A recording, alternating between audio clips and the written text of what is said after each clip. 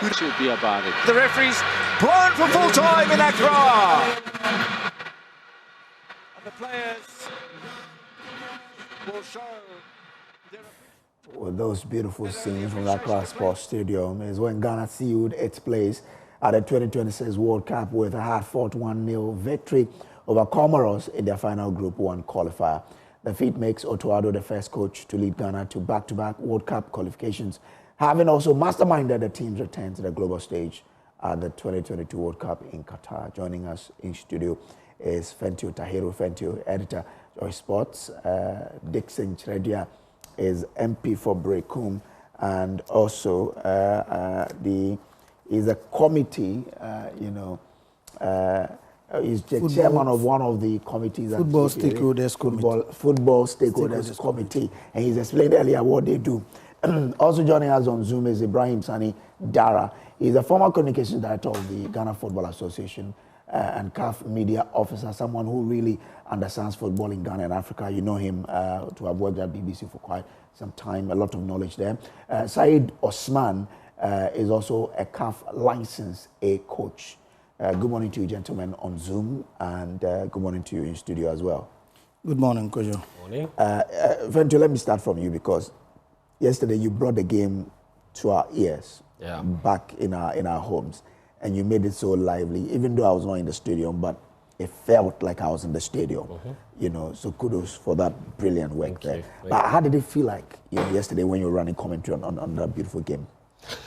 I think yesterday the atmosphere was unbelievable. So we have to begin by saying a big thank you to the fans, I think, who recognized the occasion, that this was more than just qualification. It was a celebration of the efforts of the players and the coach and everyone that worked hard to get the team to World Cup qualification.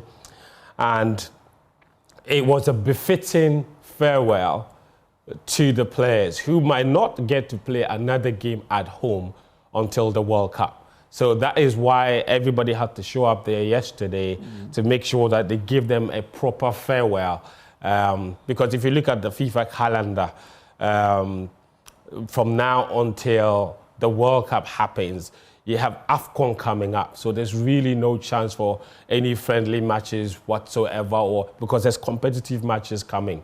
And then after that, you only have one window in March, which will be used as preparatory games for the World Cup. And then you have June, right at the end of the season, when the teams will start to prepare for the World Cup proper. So there isn't a lot of space whatsoever to play any other game. And there are no qualifying matches between now and the World Cup for Ghana to play any competitive game at home. So yesterday was probably, most likely, the last time that the fans would have had to see the Black Stars at home before they went off to the World Cup. And they showed up yesterday. It was an unbelievable atmosphere. You could see the excitement in the fans, the noise, the decibel levels, everyone shouting USA, USA, as if only one country is hosting the World Cup.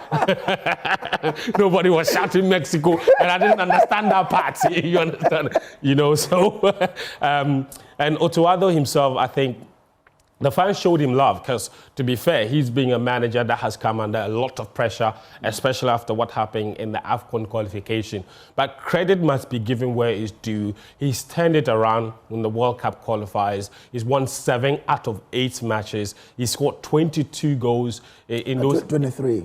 No, that's overall. I'm talking about Otto specifically. Okay. Because we have scored 1 goal in the first 2. Okay. He has supervised 7 victories out of 8. His team scored 22 goals in that process.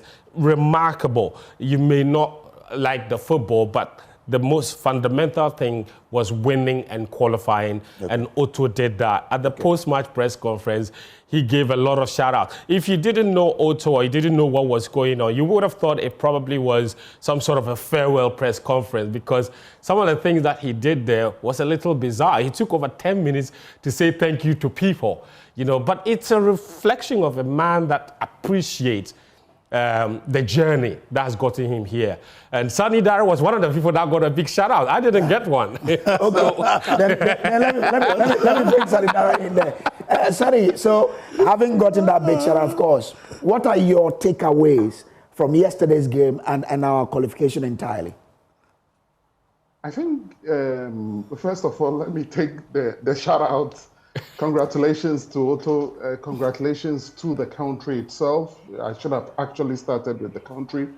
But the most important thing was how emphatic we qualified. And if you are to juxtapose what happened in the AFCON qualifiers and how disastrous it was, and for him to have turned it around the way he did, and the players, the management, the authorities, the minister, and then government did, it's nothing but completely praiseworthy. They say, I would say that any complex system is bound to fail at a point, but the speed of recovery is the best measure of an effective system. That shows that Otto Addo was running an effective system, and I've believed in him from day one, because I know what he has done, what he's capable of doing, and when he has the good opportunity of all his best talents available to him, he will be able to pull something fantastic. Look, throughout our qualifying history in Ghana's World Cup qualifiers, we've not had such an impressive outing in qualifying. And this must go all credit to everybody that was involved in the game, particularly the coach, who had, in my opinion, been unfairly targeted, some for sacking, some just to damage his reputation, some calling him a trainer scout and all of those things. And to have ignored all of those things, weathered the storm. And he understands that as a human being, or as somebody working in the football space, particularly in the position that he is, he would face some scrutiny. But the level of scrutiny, even to some point, where a journalist can confront him and tell him that, look, you are not qualified to coach our country, you should leave. It was difficult. And for him to have turned it around, massive congratulations to him. So Sonny, I mean, from what you know about Ghana's football, you know about what football as well, what must we change as we prepare for the Mundial itself? I've heard people say, well, there's a difference between qualification and playing at the World Cup. What must change? A lot must change. Number one, our attitude. The attitude is that, we think it's business as usual. It's not business as usual. From today, our preparations for the World Cup must start. And that starts right at the top of government, to the last person, that is us, the supporters of the Ghana national team. We must change our attitude. Things that must be done, promises that are made to the team must be delivered. And when it is delivered, the players must also play their part. Number two, our preparations start from how we begin to monitor our players, how we make the players feel uncomfortable in their positions. And what this came up to, and I saw glimpses of this during our AFCON qualifiers, a lot of our players became so comfortable to the point that they felt, whether they play well or they don't play well, they deserve or they would get a place in the team. I think that must begin to change. And yesterday I saw glimpses of that, particularly with a player like Sibo. If we are to compare what happened in our game against Chad, for example, when we lose balls in the midfield and players pretended as if there was nothing at stake. Nobody will put his leg in there for a tackle. Nobody would want to sacrifice for the country. Yesterday, I saw something that changed. And I think that we should continue on that tandem. And then, most importantly, is to continue to monitor our players. I don't think, in my humble opinion, that we have got a full squad yet.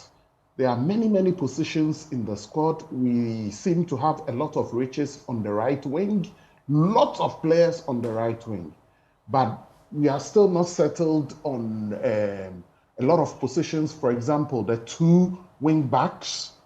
If there's the need for us to once again go and engage a player like Baba Rahman, we've been uncomfortable with the wing backs. We should work on it.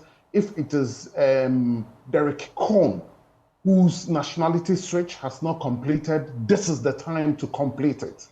And all of those players on the periphery of the squad who can come into the squad and make the squad even much more bigger, much more competitive. So the likes of Kudus, Partey, Semenyo, and the rest don't feel comfortable that, look, I'm Thomas Partey, therefore I have an automatic position in the team. I'm Mohamed Kudus, therefore I have an automatic position. We shouldn't let that happen to us. And this is what, took us forward.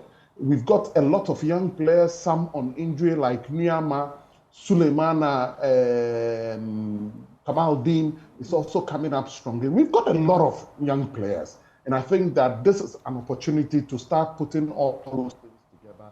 Yes, we've got a number one goalkeeper in Asari. We've got a number one goalkeeper now in Benjamin Asari, but I still think that we need to do a lot of things in that area so we can improve on the team. It's for the betterment of the team. It's not personal. It's nothing personal. You might have World Cup,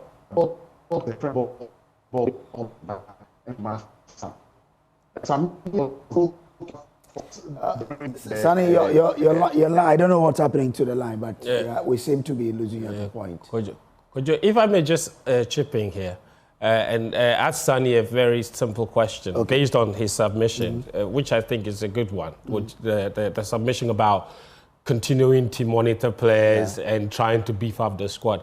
Sonny, what do you make of the chatter about the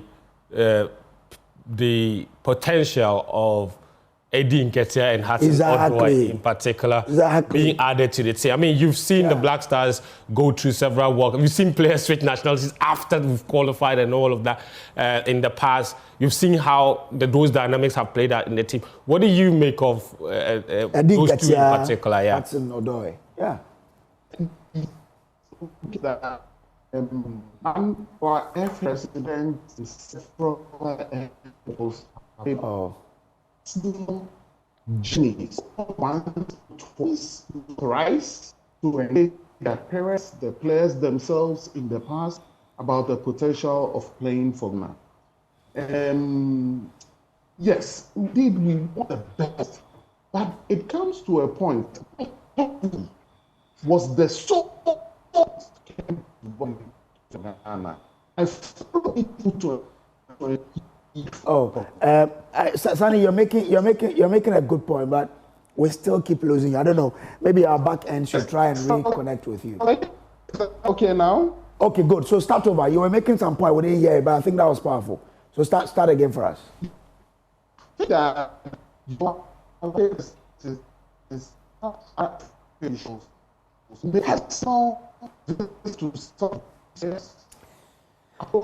Sonny, forgive us. We would have to reconnect with you because we want to have an answer on this. It's quite important because that's a follow-up to something that you brought up. And when he was talking, I was like, okay, will he support that we bring in Eddie Nketiah, who's on fire as well now? Or Hudson Odoi. Hudson Odoi, we talked to them for them to switch nationalities and come and play for us. But what do you think yourself? I don't think it matters. I don't think it matters what I think. I think it is essential that for any player that is available and can play for Ghana, it should be in our interest to want the very best players to play for our country. We need to go to the World Cup with the strongest of squads. There is no doubt about that. And if Eddie Nketiah and Hudson Odoi can improve the squad, then we must include them, or then we should include them. So that's one argument, that you take the very best. For anybody that is available to play and is qualified to play and is Ghanaian and can improve the squad, I think they should go. However, there is also an issue of dynamic because I think Saudi was trying to make that point. It's not the first time that attempts have been made to get them to play for the team. Yeah. Do you get it? Okay. So Sunny is back, so let's try if we'll get it. Yeah, Sunny, I think we've got you back. Yeah, make your point. Yes, what I was saying is that I was a personal advocate for Kevin Prince Boateng to play for the Black Stars. I spent a lot of my time at that time. I was working at the BBC, working with the FA to ensure that he got his nationality straight. Do you realize that he never played in the AFCON qualifiers? Even when we were to play England in a friendly match and we had an away match at DR Congo, he refused to turn up for that match, but turned up to play for the friendly against England because it was glamorous. And for that reason, I think that we must now attach some level of pride and some level of love for the country if you want to play. If someone wants to play, yes, we must get our best available players for the national team, but they must pass that commitment test. From the examples and what I saw of Kevin Prince Boateng and the commitment of some of the players that have come in from day one, I think for that sole reason, this is not a club side, this is a country. And if you want to play, yes, we want to get a good result, but we must also have pride. People must not take us for granted. Just because you want to play for the World Cup, you choose to play for Ghana, and then afterwards you pick and choose which matches you would want to play for, that I'm not for. So any player that would come must pass first the commitment test to Ghana before we consider those players. For a lot of them, they disrespected our FA officials when they went. Some parents, they won't say this thing publicly, but they'll say a lot of nasty things about Ghana. They'll say, oh, when the player comes to your national team, there's juju. When the player does this thing, the player will get injured. When the player does this thing, you know, it's a difficulty. A lot of the parents of some of these players tell the players this, and these are some of the private conversations I've had with some of these players. And if this is the mentality they are coming into the national team, they are not coming to help us. There are exceptions. Somebody like Inaki Williams said in the past that he will not play for Ghana, but he's proven since he came that he's committed to the cause. He's gone to some of our away matches, played difficult matches, and all of that. He has shown his commitment. What about these young lads? When we were struggling in the AFCON qualifiers and we were still persistently calling on them, they refused to come. And for those that sacrifice and for those who have shown commitment to Ghana, I think that we must stick with them. These are the people that will put their ability on their line. Those titles are the ones are the ones who declare their careers on the list for Ghana, not met who just come use our platform to make their name then disappear. On point. You see, there are this number of players that can play in a match. Maximum 15 players will start in the match. And most importantly, these days, FIFA pays clubs for their players playing at the World Cup. What are we doing? Are we bringing some of these players? Because some of the players we have mentioned, some would not be able to command start places in our national teams. When people like Semenyo, are there, some of them will not be able to command starting places in our national team. Should we bring them to come and sit on the bench and then the money to clubs?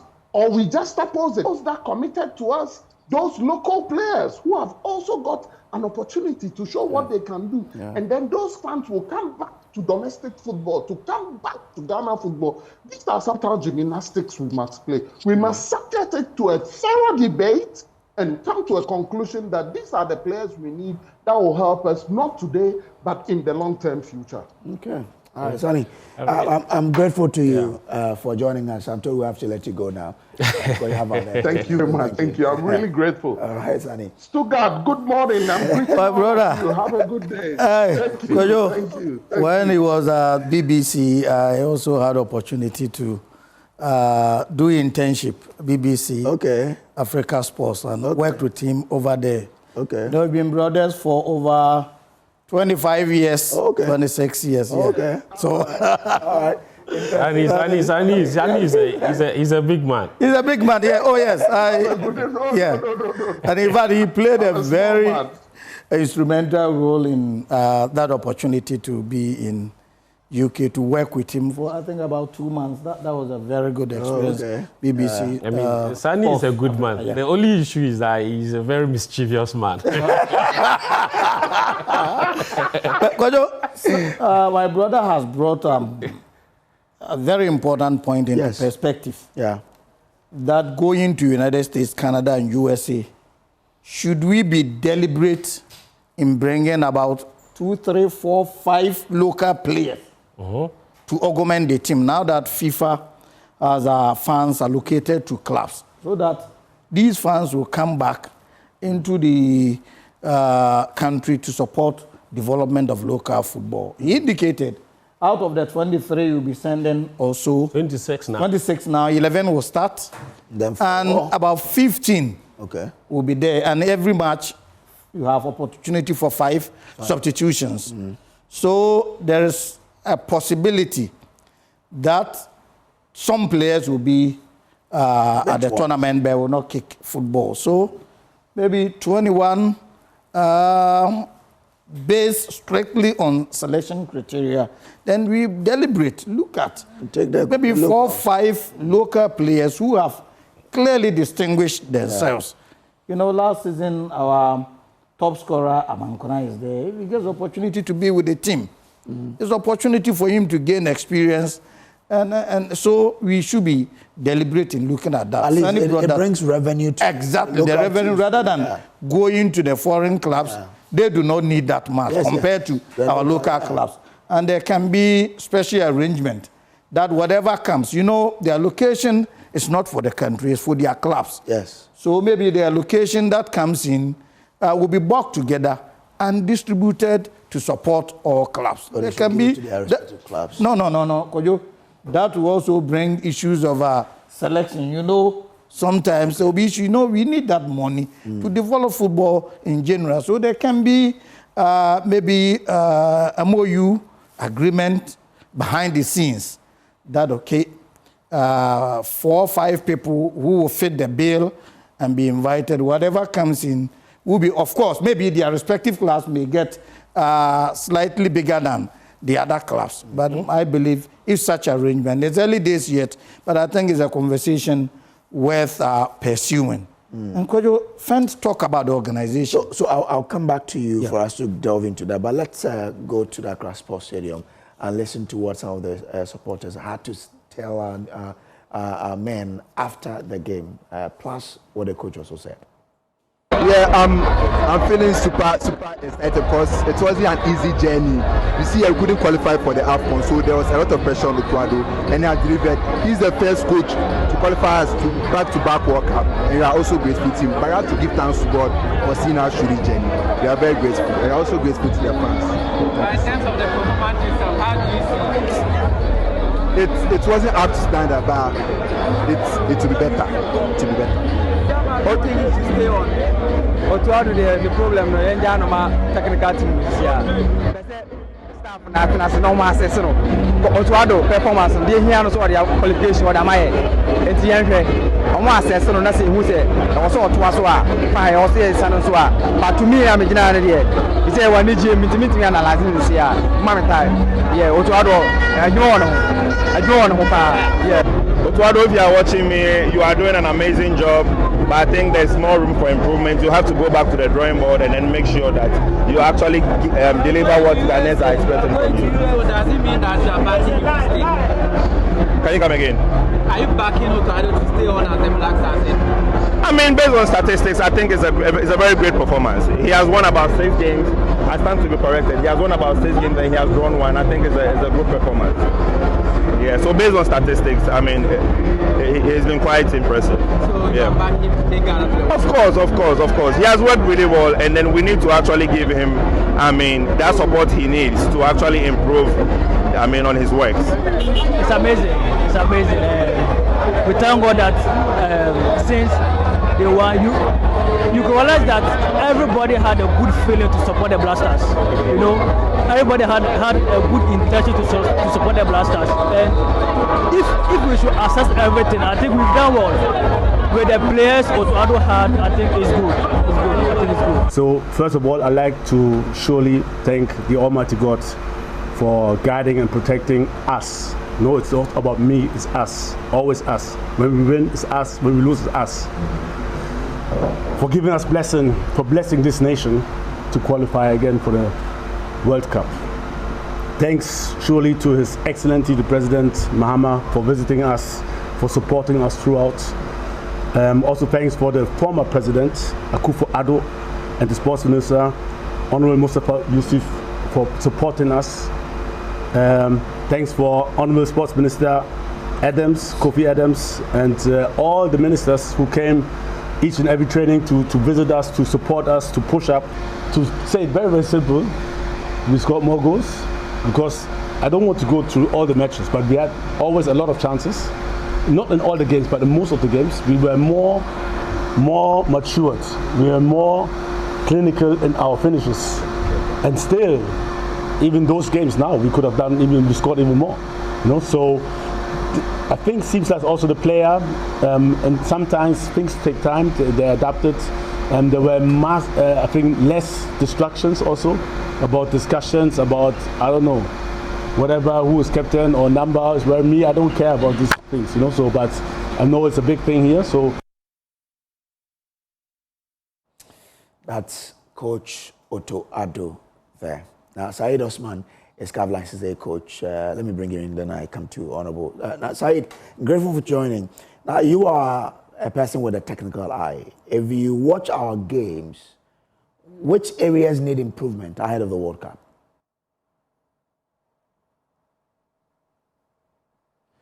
Said, you might want to unmute so we can hear what you are telling us. Okay. So would work on Said's connection so we can have him join us. Yeah, Said, yes, I can hear you now.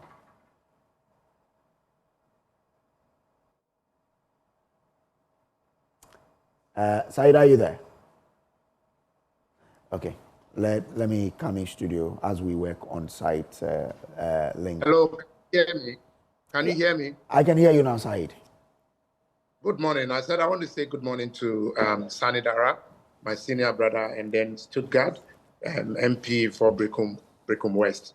You asked a very sensitive question. In actual fact, I want to say that we decide based on data. We don't decide in a vacuum. And the data we have indicate that Otto Addo he's played 8 matches. And out of the 8, he's won 7. And he drew 1. This is a very impressive result by all standards in the world. There are people who believe that the reasons why they believe Otto Addo should still be the coach of the Black Stars are, 1, because we want to push the agenda of Ghana first. He is a former Black Star player who has sacrificed for the team and played for the team. He's shown a lot of solidarity to the team, and then he's also been a typical Ghanaian as well. So these are some of the reasons why people are thinking he should be able to continue with his position, because he's been very impressive with the result. But having said this, we also have people who think that no, Otto Addo lacks a lot that he needs to work on before he would finally be given the mandate to take us to the World Cup. And the other school of thought, the argument is that he's been to the World Cup before. He was in Qatar. They saw his performance. And some of the reasons why they are given for us to re-look at Otto Addo as a coach taking us to the World Cup are, 1, yes, he's given us a very impressive result.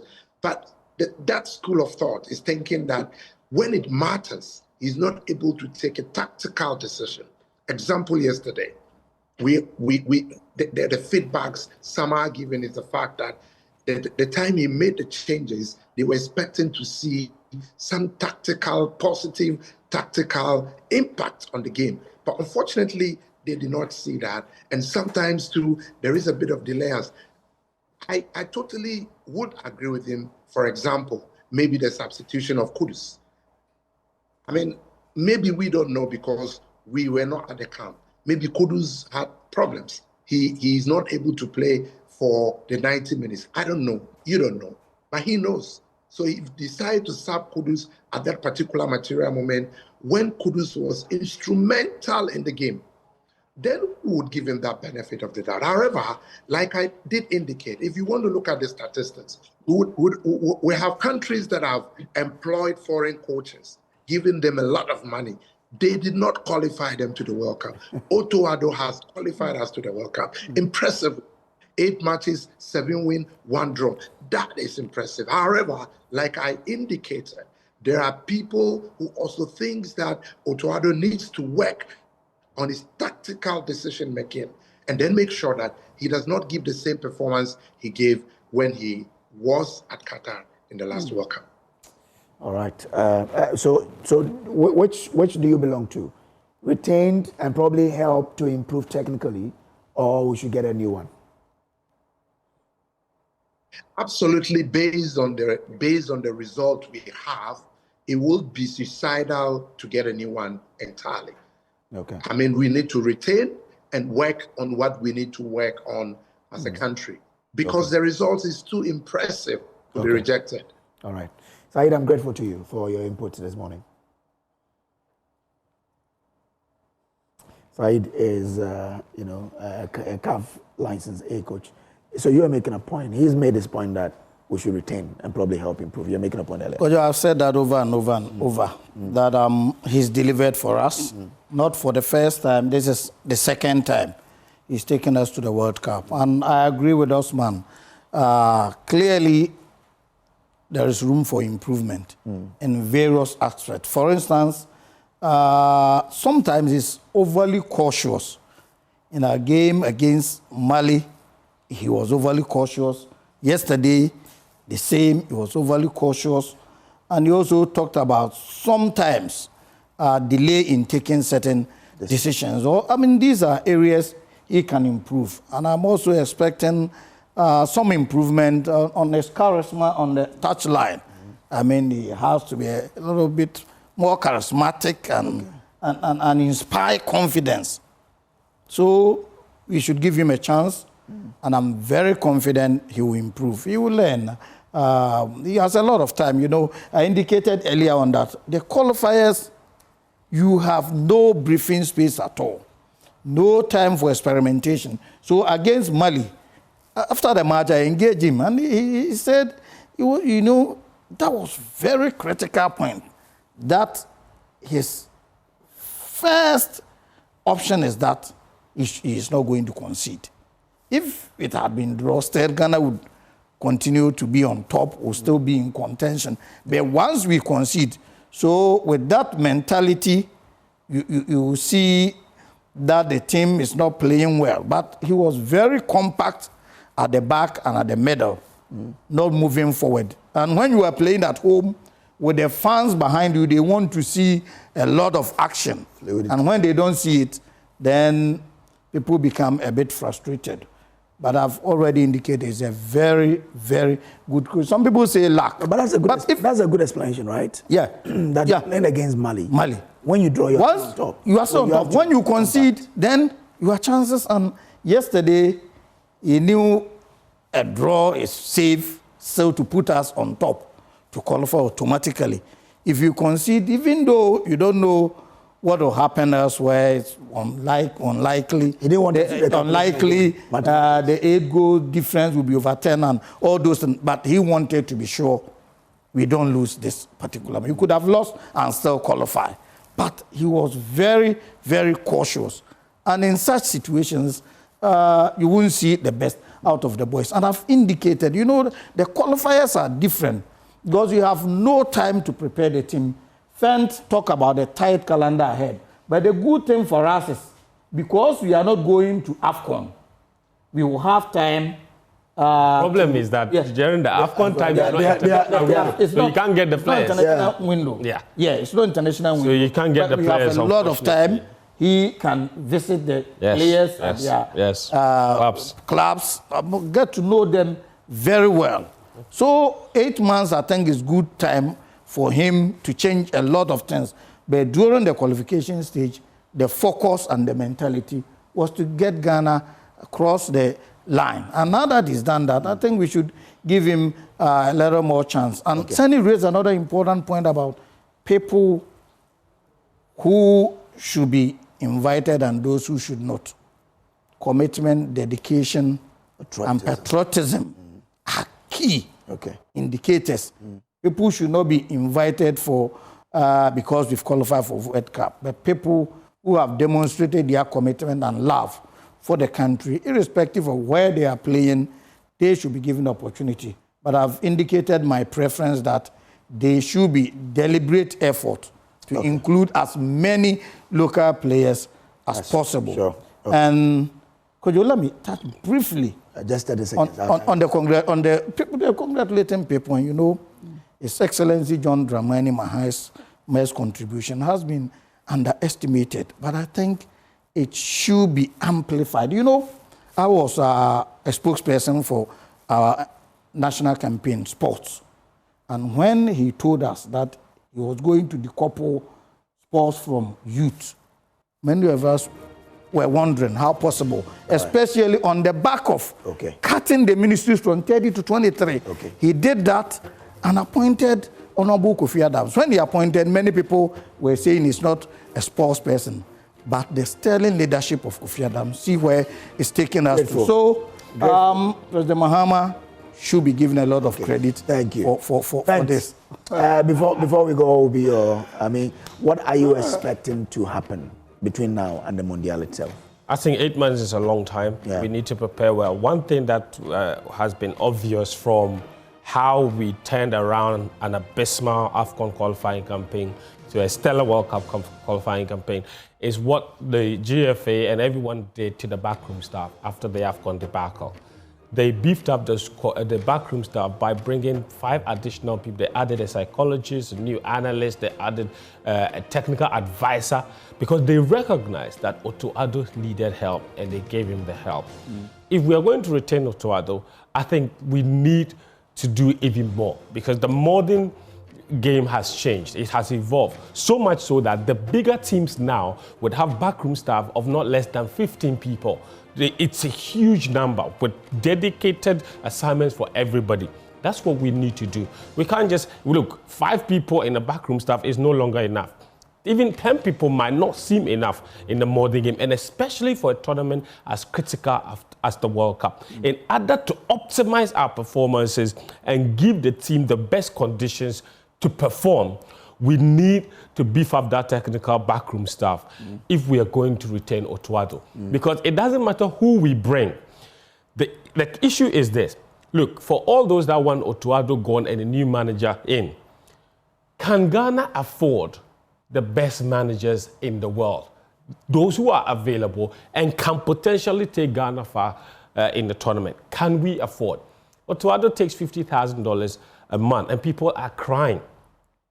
The best coaches will not take less than $200,000 a month. Is Ghana ready to commit that much resources into the appointment of a coach to go to the World Cup with no guarantees of what the outcome could be? That's the issue. And also, forget about even the salary of the head coach himself. Any coach worth his salt, when he's coming, he's bringing his entire backroom staff. That is what will also come with financial liability. So we need to decide what we want as a country. If we want to play this piss-poor attitude, then Otto Addo is our level. And we just need to support him and take him to the World Cup. If you want to be a big boy, then pay out the big bucks. All right. Fentio, Tahiro Fentio is editor, Joy Sports. Thank you for coming. Dixon Chiredia, MP for Brekum West, is the chairman, Football Stakeholders Committee of the GFA. Ibrahim Sani Dara is a former communications director of the Ghana Football Association, and also CAF media officer, and Said Osman is CAF License A coach. This has been big stories here on the AM show. We'll take a break. We'll be back with more. Please do stay.